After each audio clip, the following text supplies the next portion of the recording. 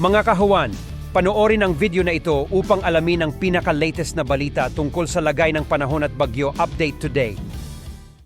Narito po ang ating weather update. Yung pong low pressure area ay nasa West Philippine Sea. Kasalukuyan nasa layong 165 kilometers west-northwest ng Corona, Palawan. Base sa ating data at analysis ng ating binabantayang low pressure area, mababa ang tsansa na ito'y maging bagyo.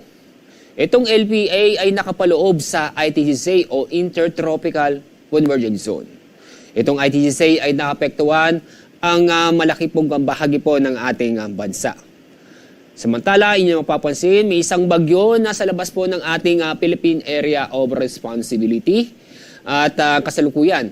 Isa siyang tropical depression na sa layong 2,540 kilometers silangan ng extreme northern Luzon. Ang lakas ng hangin malapit sa gitna nito ay umaabot sa 55 kilometers per hour.